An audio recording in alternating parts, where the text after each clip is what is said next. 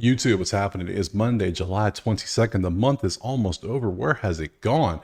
Either way, drop a like, subscribe, share, all that fun stuff, because yesterday, as you see, it was a Green Day 10-5 on the record, 3.23 units in the bankroll. That puts me over 500 wins on the season in baseball, 506 and 440, plus 73.12 units. It is a great time. Anytime I can start the video off with green at the bottom of the screen. So we love to see that. So overall, there's only 13 games today. It's a lighter day than usual. If you're new here, which I see a lot of people showing up, I give out data. I break down every single game here. We talk about the games, and then I give what I'm playing at the end. I do it for every game, and then I do a recap at the end. Pretty straightforward. Same thing every day. So, and I haven't missed a day in almost 3 months. Perfect attendance around here, baby. That's what we do. So, not going to drag it on any longer. Let's go ahead and jump into that first game right now. Before we jump to the first game, let me tell you a little bit about Outlier. This is who I use for my stats, breakdowns, predictions, what have you. There's a link in the description. You get it for a free week. Check it out. It's awesome. You'll love it. Now, jump into this game. We got the Yankees as a pretty heavy favorite at home. 8.5 is your total. Looking at the bats, 42.5% NRFI based on what they've done this year. 5.3 and 243 average is Tampa's runs and batting average in the last 3 games. Yankees 3.7, 240. Slight advantage to Tampa in these categories. Looking at the pitching, Zach Littell, however you want to say it, is going out there. 4.26 with a 1.37. You can see he has not faced the Yonks here recently, but dude gives up some runs. I mean, he had a great game against KC, but then followed up with a fall apart game against Texas. And then, you know, another decent game. So he's up and down. We get that. Now, Rodon, on the other hand, dude is just down. Dude has been struggling hard. I mean, yeah, 4-2, but it's only 4 innings. So not only has his production gone down, his time he's pitching's gone down. You can see they don't trust him to go more than 5 innings now. So that's a key thing. We like that going forward. So looking at those, so far, I lean Tampa slightly. I don't know if I lean Tampa enough to actually. Tampa's plus 145. You know what? We'll take Tampa Bay money line. I'm liking that because we're gonna fade Rodon pretty heavily here. You'll see here in a minute because I've already looked through all these. But let's pop over to the props. Let me show you some stuff because I know you want to see that. So this is Littell. I'm gonna call him Littell. Sounds better. I think that's right. Anyways, so you can see how he's done historically against the Yonks. You can see, well, LeMahieu, they both have a home run. Soto and Judge, nothing. I mean, not many at bats to be honest, but still 0 averages. Nothing's really standing out here. Yankees versus righties, you can see how they've done this year. Soto bats 307 no matter who he's facing. Judge is better against lefties, and you can see the other averages on here as you go. Looking at the actual props, looking at earned runs, that's pretty good. I'm not gonna do that. Strikeouts, too much difference. Hits, not good enough. Walks, not bad. This one, I had this last week, the 2. I had under 1.5, they got 2. Hilarious. Outs. No, I don't like this little gap here, but other than that, pretty nice. So really for Rodon, that's where the next play is going to be. We see the stats here. We see how the Rays have done against Rodon historically. Lowe's got a home run. He's got a home run. Randy's got a home run. Rosario's got a home run. Does Randy go back-to-back days with home runs? Interesting. People want to know. How does Tampa hit lefties? Well, let me show you. There's a lot of green on this board. A lot of green. 315, 348, 301, 382. You can see they like hitting them some lefties. So yeah, Tampa Bay money line is going to be the move. Looking at Rodon, strikeout. This is all head to head. Let me go 2024. Let's go last 10. Last 10's better. Strikeouts, no. Hits, no. Earned runs, potentially, but he did have a better game, so that's interesting. Walks, no. Outs is where I want to go. You can see a trend. There's a clear trend here. He started off great, and then all of a sudden he has this game, and then they can't trust him to get past 5 innings. They can't get to the 6th inning with him. So, I mean, I'm going to ride this trend, and the reason being because head-to-head versus, Tampa, 3 games now, he hasn't even got past 14 outs. So I like that trend. So we're going to go under 16.5 pitching outs for Rodon with Tampa Bay money line. Outside of that, I think that's good enough. I'm not going to take anything else. we're going to pass on Nerfy and all that stuff, and we're just going to go ahead and jump to the next game. All right, next up, we got Detroit and Cleveland, and you see that Detroit's a slight favorite, 7.5 is your total. Looking at the bats, you see 47.2% Nerfy based on what they've done this year, 5.3 and 218 for Detroit. That's 8th and 21st in the majors in the last 3 games. Cleveland 2.7 and 161. That's 25th and 29th. Again, Cleveland's offense is still stagnant. They got 1 run yesterday. They batted a smooth .0718 in yesterday's game. So Cleveland is still struggling hard. So advantage Detroit with the bats. Looking at the pitching, that's right. The boy, the man, the myth, the legend, the should have been all-star starter in my opinion. Tarik Skubal's going out there, and you can see what he's done. Pretty good numbers. Yeah, dude's a beast. We know this. Yeah, front runner, AL Cy Young. That's all that good stuff. Carrasco's not bad. He's not bad. I mean, he had a bad game against Toronto, but outside of that, his numbers have been pretty good. So it doesn't. I lean based on the batting and the pitching alone. Let's be honest, Skubal's miles ahead of Carrasco. Carrasco's not bad, but just that alone, I'm taking Detroit. But I'm not going to take him on the full money line because yesterday has made me learn that bullpens are trash, especially in the case of Oakland. They are trash. So I'm going to do this. We're going to go to hit this little game line button. We're going to come down to 5 innings, and we're going to go to first 5 money line and see Detroit. I'll pay a little more juice. That way Detroit doesn't, the bullpen doesn't get me. Because I think Skubal can hold it down. The bats can get, I don't see Cleveland scoring anything. I might even look at Cleveland team total. Let's look at that too real quick. Let's look at team props, 5 innings, Tigers runs, under 1.5 might just be fun. That might be fun. You know what? It's Monday. We've been up the past couple days. I don't think they can score on Skubal. So let's see. First 5 under. That's a fun one. We haven't done that one before. So Cleveland, first 5 under 1.5 team total. That's a fun one. Let's add that. So looking over at the props, let's go to Carrasco first. Let's go to matchups. We want Carrasco versus Detroit, how they've done. You can see the history. Not much really stands out here. Not many at bats. How does Detroit hit righties? Well, here you go. Check it out. You can see all that. Nothing stands out. Looking at the props, you got the walks, strikeouts, hits, earned runs, and pitching outs. Pitching outs is kind of close, but still nothing's really standing out. For Scoobs here, we look at the matchup. We go to Detroit, Cleveland, Tarik, see how they've done this, career. Jose is hitting quite well off him. I'll say that. 4-12 and 17 at bats against Skubal is actually pretty impressive. Outside of that, everybody else is nothing. So, and how does Cleveland hit lefties? Well, there you go. Not too well. There's a lot of red. There's some green for Jose, but it's Jose. Kwan, obviously, Kwan's a beast. But outside of that, they need some help. So, looking at the actual stats, strikeouts, I was tempted to go strikeouts. I will say 6.5. I was leaning that because Cleveland, as you can see, they aren't the top 3 strikeout team. They're struggling to even not strike out right now. They're middle of the road. So, but we're going to leave that alone because I just don't trust Cleveland not to strike out a lot because they just never do. So hits, I thought about it. Earned runs. This is the same thing, I guess, as the team total under. But then this is 5 innings. Skubal might go 6 and all of a sudden get rocked in the 6 and they pull him out. See, I don't trust that bullpen. You get 2 people on base, they pull Skubal out for the backup scrub. The scrub comes in, gives up a double. You see, not around here.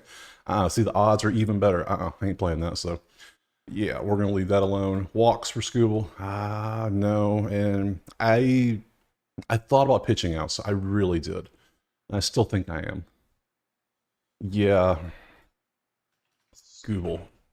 If I could spell Skubal over 17.5 PO. Yeah, because I think he'll get to 6 innings and he'll get pulled. Maybe even more. Depends on if he's just throwing a gem against Cleveland. So this is what I think. He should get that 18 pretty easily. So, okay. That's it for this one. I don't like anything else in this game. I'm going to move on to the next game. St. Louis and Pittsburgh is the next game. The Pirates are a slight favorite at home. The total's sitting at 8.5 right now. Looking at the numbers, 62.7 is the Nerfy based on what they've done so far this year. 5.7 runs a game versus 4 runs a game. That's 6th and 15th advantage St. Louis. 291 and 293 Fourth and third, they're both the same when it comes to batting average. The only main difference on this screen is Pittsburgh is not striking out at all. Meanwhile, St. Louis is striking out a ton. That's a big difference in numbers. So I would still give St. Louis the advantage because they're doing better at scoring runs versus Pittsburgh. So looking at pitchers, we have Pallante going out there for St. Louis. He has faced Pittsburgh 7 innings on July 4th, but it was a beautiful gem. Outside of that, got a little roughed up against KC, a little roughed up against San Fran.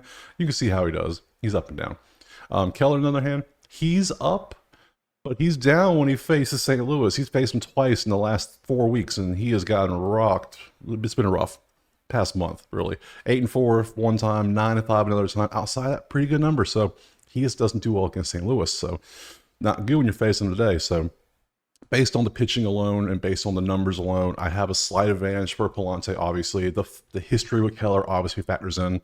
The batting numbers factor in, so I'm leaning St. Louis. Let's pop over to the props. Let's look at Keller a little closer. You can see how St. Louis has done recently. There's a lot of green against him. Home run for there, home run, home run, home run, home run, home run. Lots of people have hit 1 home runs. Lots of 400s on here. Lots of greens, 300. So that ain't good. That ain't good. They like facing them. So that tells you something. And how does St. Louis hit righties? Well, they like hitting some righties. There's lots of green. Green means above your season average. You can see all the green on the board. That's not good. Let's look at the props real quick for Keller. We can look at the walks. I'm not doing that. Strikeouts, no. Hits, nah. Earned runs, and pitching outs. So you can see it's starting to decline a little bit. So that was Keller. Let's look at Pallante now. How's Pallante doing against Pittsburgh, you wonder? Well, here you go. Reynolds has 2 home runs and 11 at bats, but he's batting 182 when he's not hitting home runs. So I mean, it's yeah, there you go. You can see the rest of it, more red than green. Pittsburgh versus righties, again, about 50-50 split on the numbers. There's nothing that really stands out here. And then over here, hits, strikeouts. Now, this was enticing. I saw this. Ooh, look, all this green. I like to see green. He hits 5 so many times. The number's 3.5. Remember, Pittsburgh's not striking out much. They're second in the majors in the last 3 at 6.3. They're third in the last 2 weeks at 7.1. Pittsburgh don't strike out much. Not recently, anyways.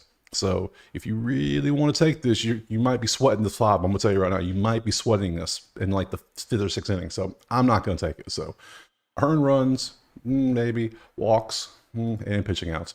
So the only thing that's really standing out to me would be the strikeouts for Pallante. You could, if you really want to risk it. But for me, I think I'm just going to sit back. I'm going to take the history in consideration and take St. Louis on the money line on this one since we're getting plus money. And hope that Keller has a 3rd terrible game against them. And outside of that, nothing else in this one. Just St. Louis money line. Move to the next game. All right, next up we got the Mets and the Marlins. You have New York as a moderate favorite on the road. 8.5 is your total. Looking at the bats, 52.6 Nerfy based on what they've done this year. 2.3 and 222 average for the Mets. That's 28th and 18th in the majors in the last 3 games. 3.3 and 245 for Miami. That's 20th and 12th. So we have Miami with a slight advantage on the bats in this one.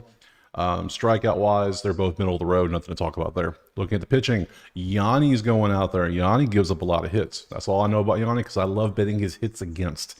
If the team he's facing is least average batting recently, I will be taking his hits against because it's been beautiful recently. So you can see what he does. He gives up a lot of hits, sometimes runs, not so much. So that's what he does. Peterson's going out there for the Mets. Peterson's roller coaster, not only in his stats, but also his innings, 6-4 to 6-4 to 6-5. You can see he is, yeah, it looks even more apparent when you see it on a chart here in a second. It's kind of wild. So far, I don't really see much of a difference in the pitchers. Yeah, Yanni gives up more hits, but nothing really stands out for the pitching. Slight advantage Miami when it comes to the bats.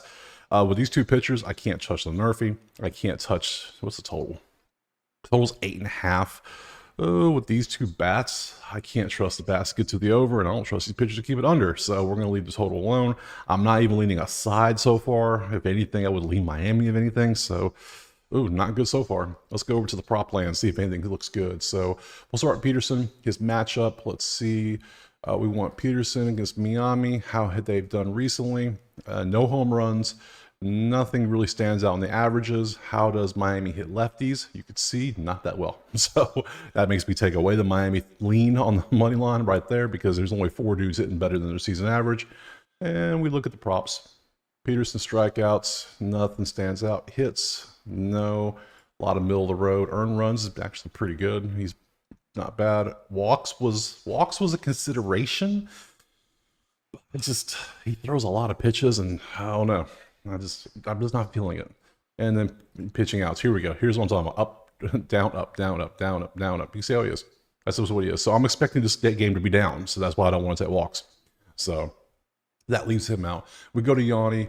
We'll pop over the matchup first. We'll do him versus history. We can see that Polar Bears got him a home run. Outside of that, no one else. You can see the averages. Not much information here. Not many bats against them. How does the Mets hit righties? Not as good as they hit lefties. That's pretty well common knowledge.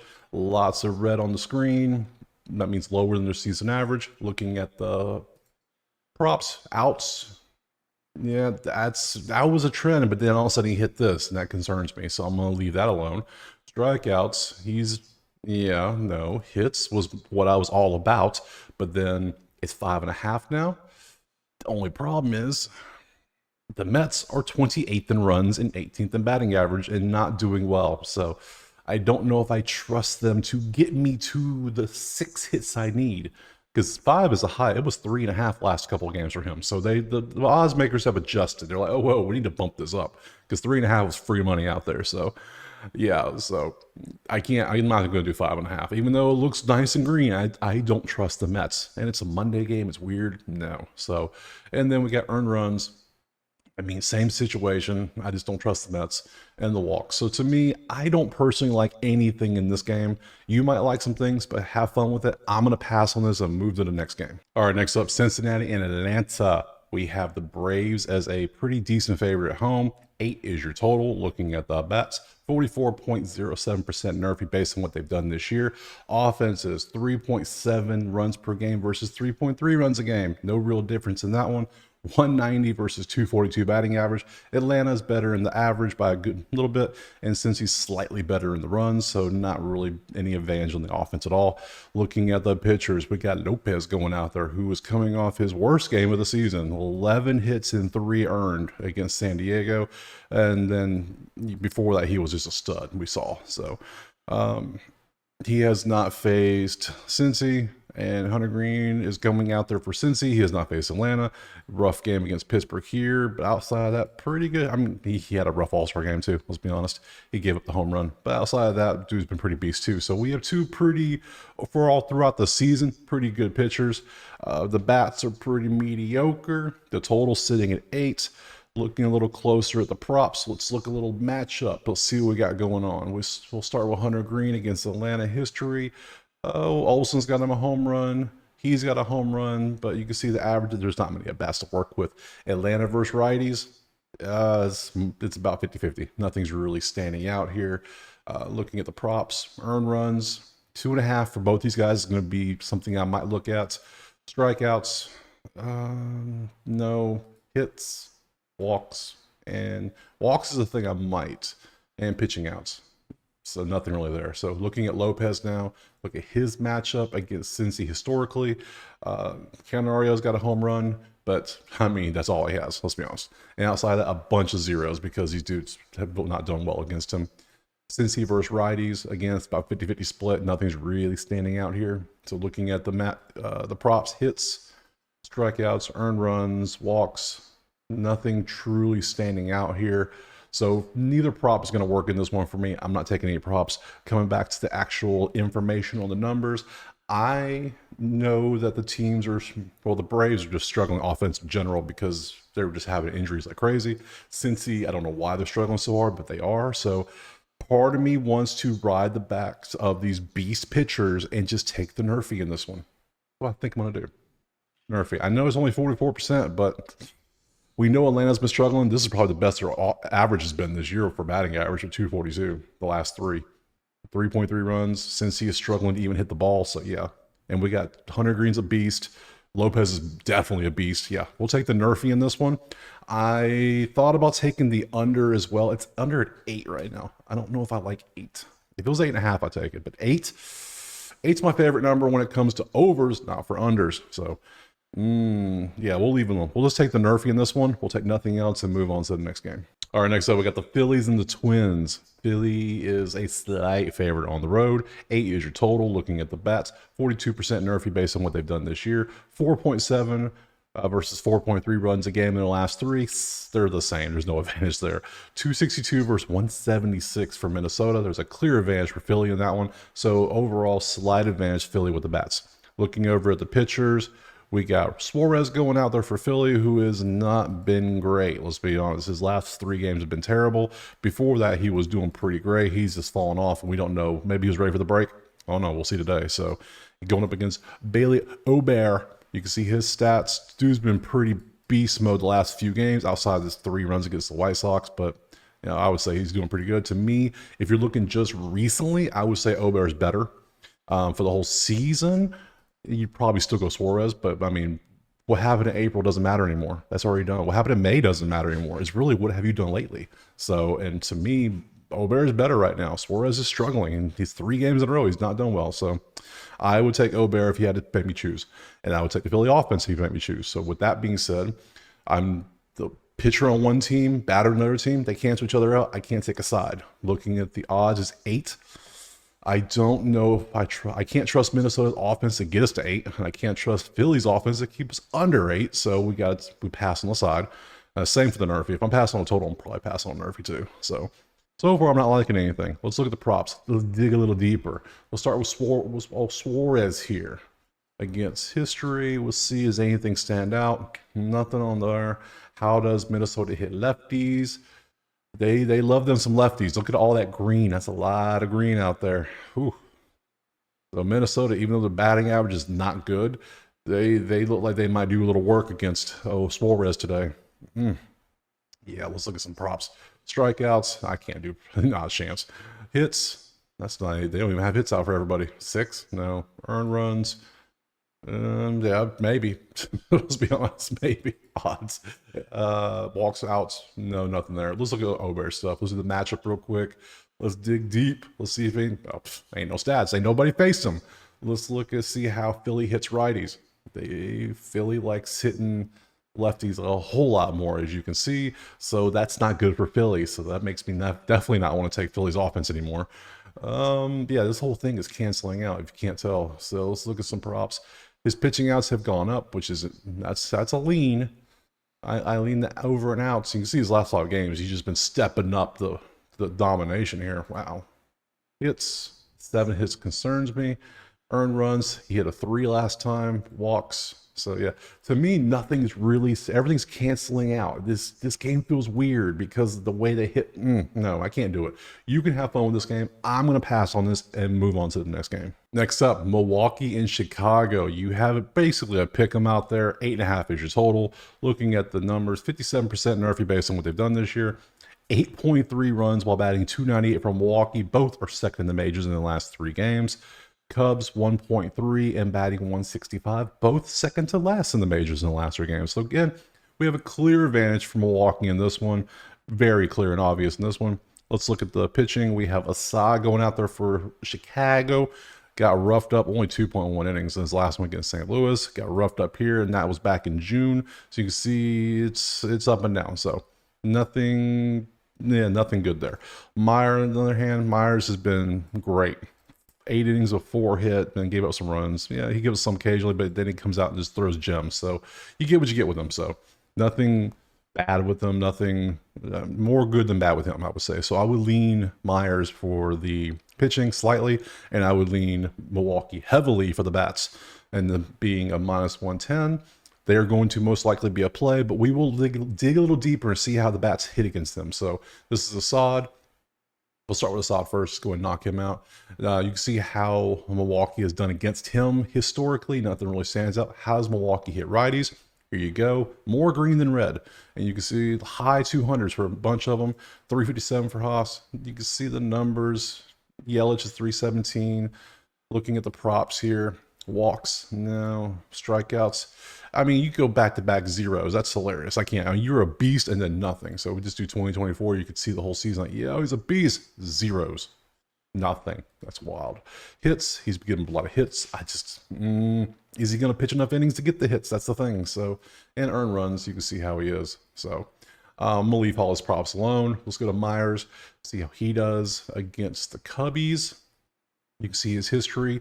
Morel's got a homer, Bush. They both all have home runs. You can see the stats. Not many at bats. No one has more than 5. How does Chicago hit righties? About 50-50. You can see the numbers here. I mean, you got a 3 to 5, but doesn't do much. So you can see the numbers. And looking at the props, earned runs, strikeouts. Strikeouts are maybe no. Hits, no.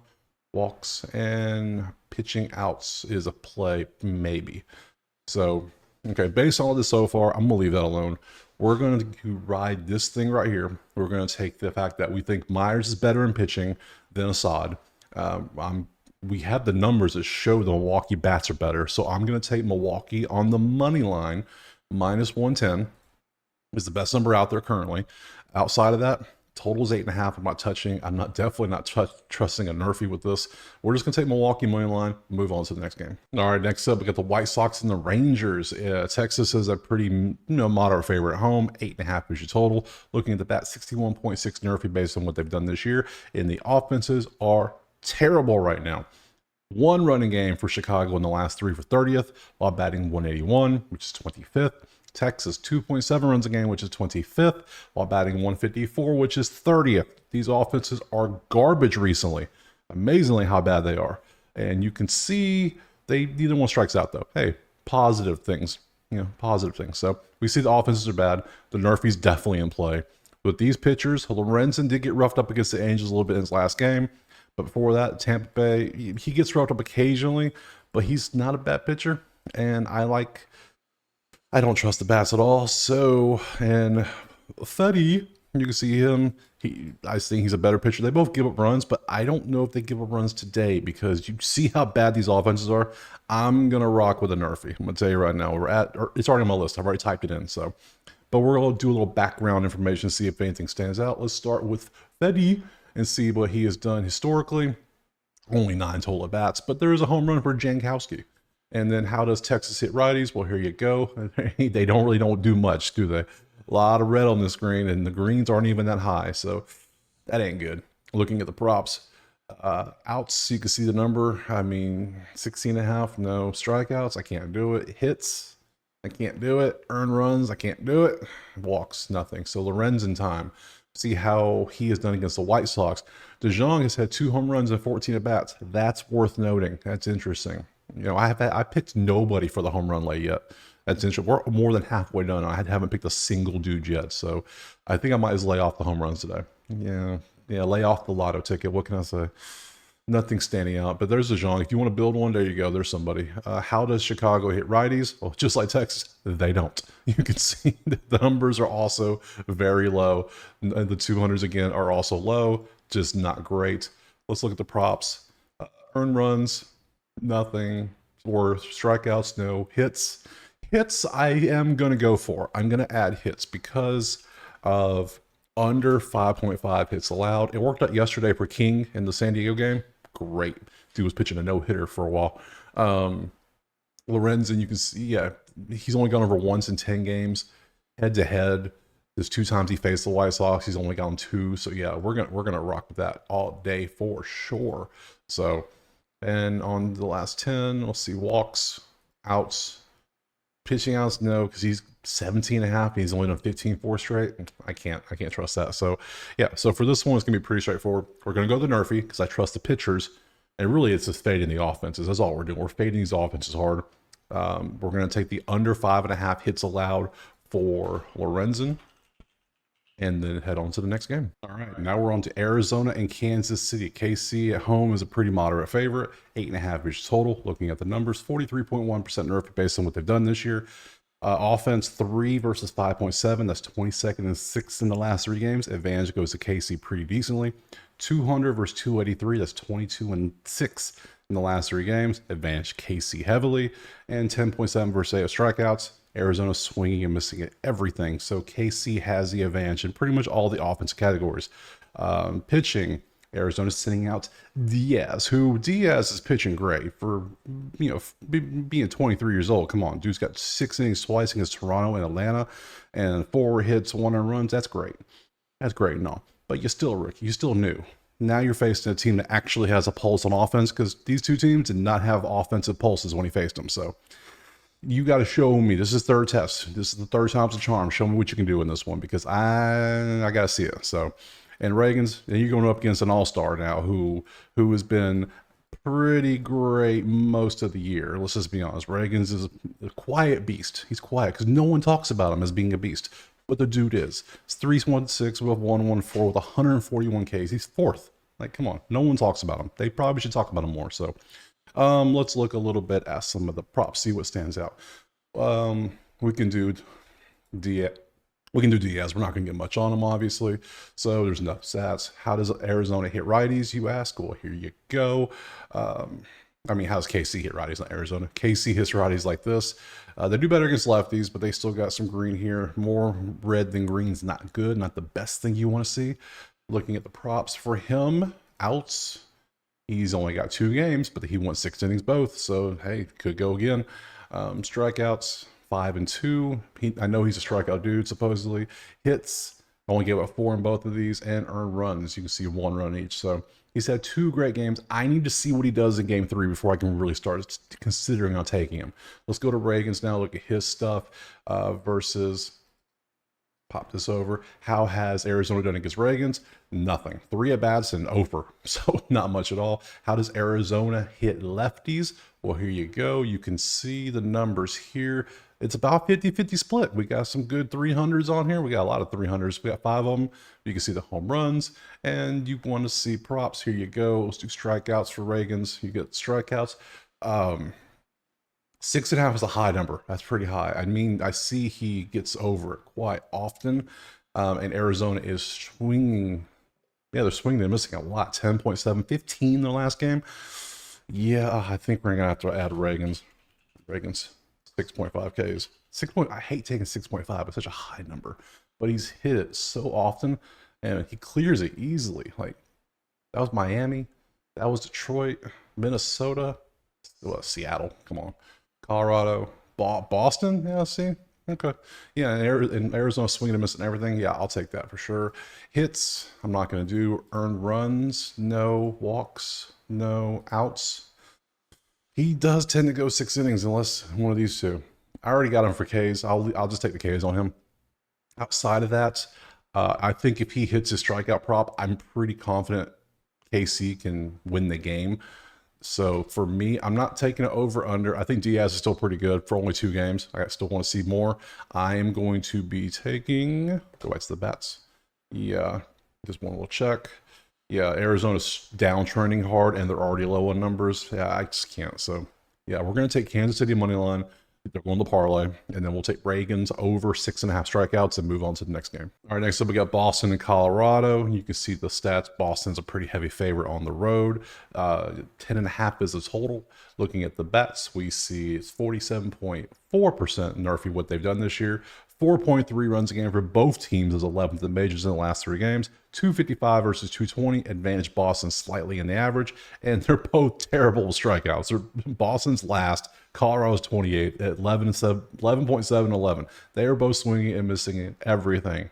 Oh, the breezes that are going to come off the bats tonight in Colorado are going to be hilarious. So looking at the pitchers a little closer, we got Gomber going out there. 4.6 with a 1.3. Dude gets, I mean, back in June, he got rocked every single game. Got rocked against Milwaukee. Had a great game against KC. Hey, out of nowhere. And then all of a sudden gives up his usual handful of runs against him. And then Tanner Houck.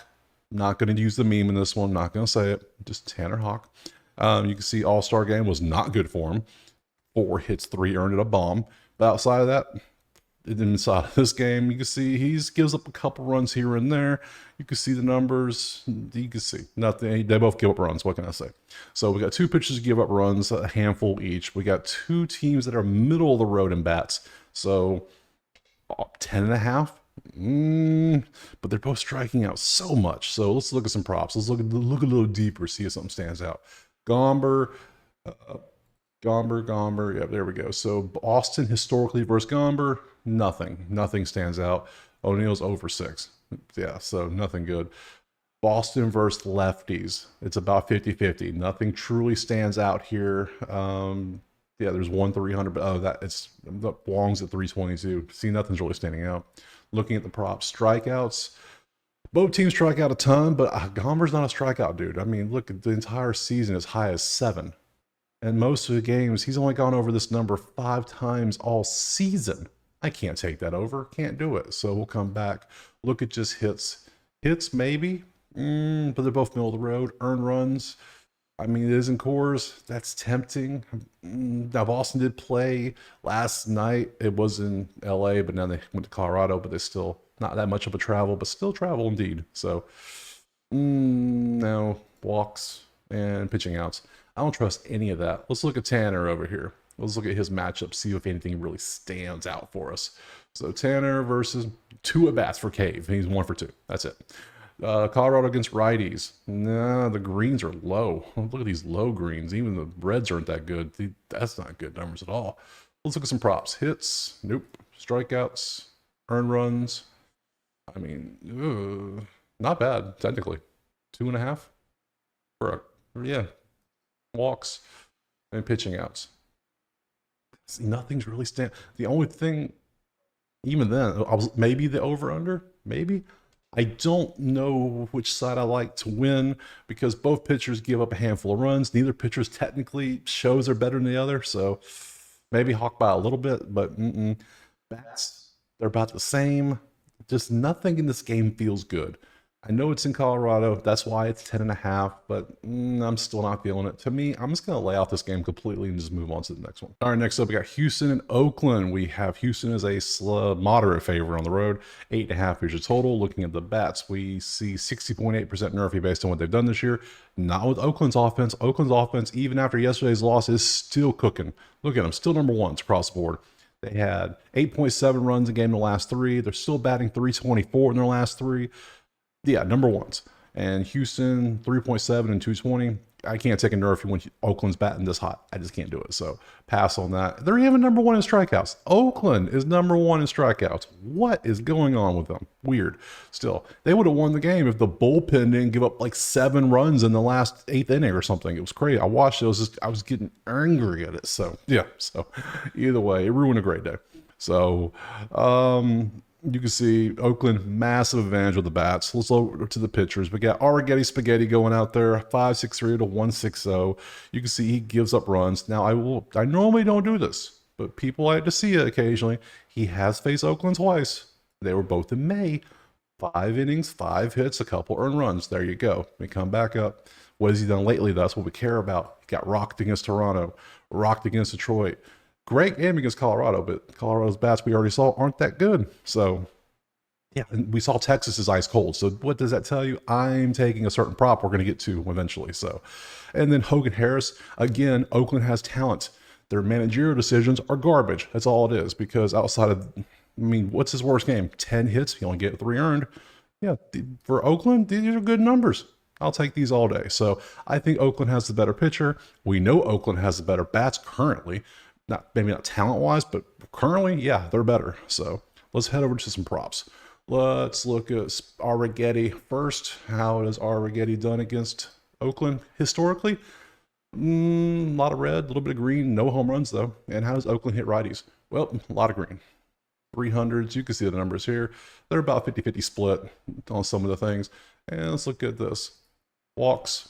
I want last 10, not 2024. He does give up some walks. Arrighetti does. Strikeouts, I can't take.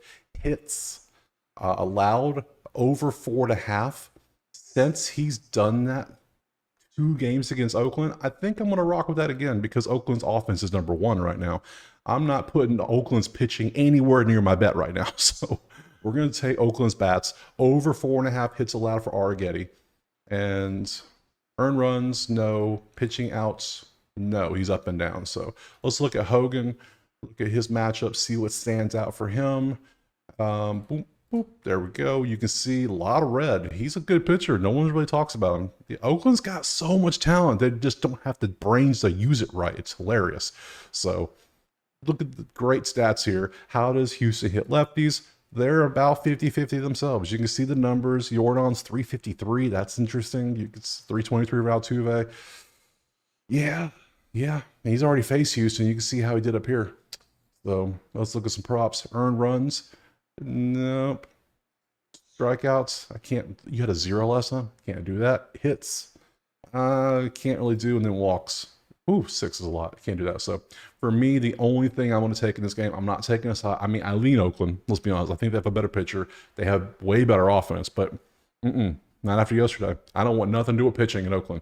There's weird things happening. I am convinced they're getting ready to trade like 3 other pitchers. So something weird is happening, but the bats are still hot. So I'm going to ride with those. We're going to take Arrighetti over 4.5 hits allowed and move on to the next game. Next up, Angels and Mariners. Seattle's a pretty heavy favorite at home. Over under 7.5 currently. Looking at the numbers, 61.9% NRFI based on what they've done this year. 4.3 versus 2.7. That's 11th to 25th in the last 3 games and runs. Advantage LA. 286 versus 178. That's 5th and 26. Advantage LA again in the batting average.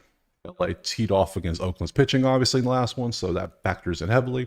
And strikeouts, Seattle's not striking out much. Look at them doing so much better. Them and Oakland, they've stepped up their bats. That's crazy. So usually Seattle's 30th in strikeouts, but right now they're 8th in the last 3 games, 8th in the last week. Good job, Seattle.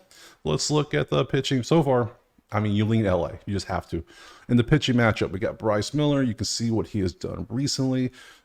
He doesn't pitch that many innings. One time he went 7, but besides that, he's going 5. That's about all he's going to do. And you can see what he does. He's going to give up some runs here and there. He might have a great game. He's up and down. So Tyler Anderson going out there for LA. You can see his last game was Seattle. 6 innings, 6 hits, and 4 earned runs. You can see how that went. They got to him a little bit. That concerns me because I was leaning LA, but now Seattle got to him. Now you got to lean Seattle bats a little bit too on this one. So you have that because Miller hasn't faced LA recently. He has, though, down the road, and he has 6-3. You can see how they've done. So, so far, nothing standing out. I don't like any of this so far. Let's dig a little deeper. Miller, let's see how they've done recently. Nothing is standing out. LA versus righties. They do better against righties and lefties, as you can see, but they're still pretty mid-2s, low-2s. Nothing standing out here. Oh, Hop's 300. He's their best bat right now. Let's be honest. Don't be shocked if he gets traded. Just going to say that out there. Let's look at some props. Walks, strikeouts, hits. Hits allowed 4.5 against LA's bats is enticing. However, of the 2 red, one of them's LA. So I don't trust it. If I can't do it, I just can't do it. Literally, it was LA. So you can see the numbers here. So if that wasn't LA, if some other team, I'd take it. But no. Earned runs, pitching outs. See nothing standing out. Anderson in their hand. Let's do a quick little deep dive on Anderson real quick. Boop, boop, boop. There we go. We can see Julio's got a home run. Raleigh's got a home run. You can see the stats. And when we see how Seattle hits lefties, they're about 50-50. Nothing truly standing out here. Looking at the props real quick. Hits, strikeouts, earned runs, walks, and outs. So for me, to be honest, nothing's really standing out here. So for me, I think the best thing I can do, they're both trending up. So I want to see if that trend is not just a 1-game thing and see if they can do it again. I want to see them play 1 game and see how it goes. Tomorrow's game will be a little bit different. So I'm going to sit back, not touch this one, and move on to the next game. All right, last up, Giants and Dodgers. This one's going to be quick because we don't know who's pitching for the Dodgers, but I'll still show you everything I can. So we have the Dodgers still as a favorite, even though we don't know who the hell's pitching. 8.5 is the total. Looking at the numbers, 46% NRFI. Obviously, can't do it. Don't know the pitcher. 3 runs a game for 194 average for San Fran. It's 22nd and 23rd. Dodgers, 6.7 runs, 257 average, 3rd and 10th. You lean LA on the bats. And we move over to the pitchers. Blake Snell's pitching. And is Blake Snell back? That's the question people are asking because look at this last game. 7 innings, 1 hit. Before that, 5 innings, 1 hit. I'm a huge Blake Snell fan. I love me some Blake Snell. I was all about him last year in San Diego. And now that you can tell the dude is getting back into his form, is he not? So, I mean, let's see if he can do it again. So he's facing LA today. So we don't know who his competition is, but let's look over at his matchup, his history against the Dodgers, which there should be tons of it.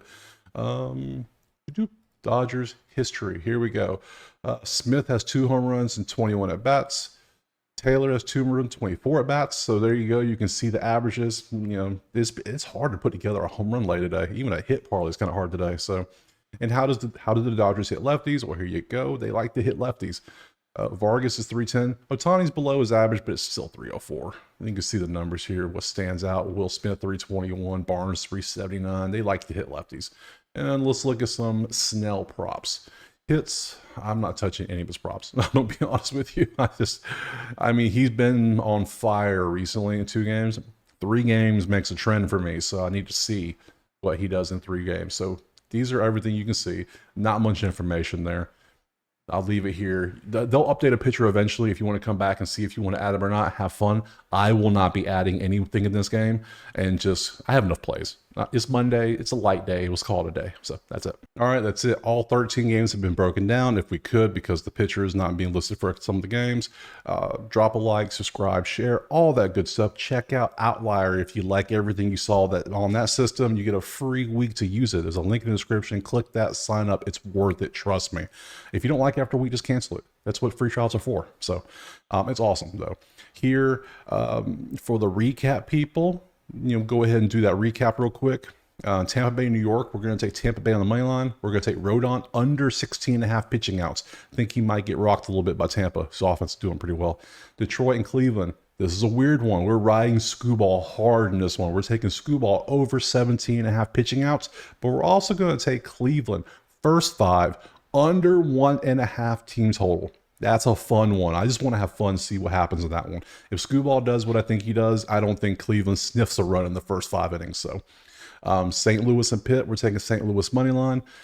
Miami and Mets is a pass. Ugh, trash. Cincy and Atlanta, we're going to take the Nerfy in that one.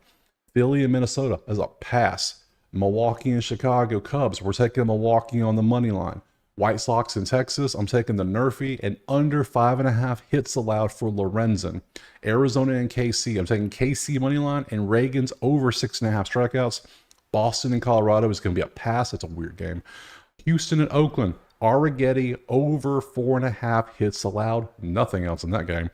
LA and Seattle is a pass, and San Fran Dodgers is a pass. So all together, it's only like 12 games or something like that. It's a light card for me, but it's a light card overall in general. So moneyline parlay, 4 teams. There's only 4 games I picked a winner on, so we're going to put them together. That's Tampa Bay, St. Louis, Milwaukee, and Kansas City. Put them all together. Why not?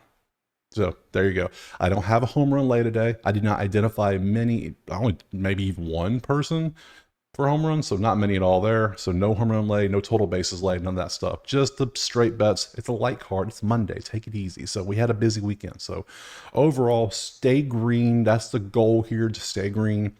It was great. Drop a like, subscribe, share, check out Outlier, and we will see you tomorrow. Peace.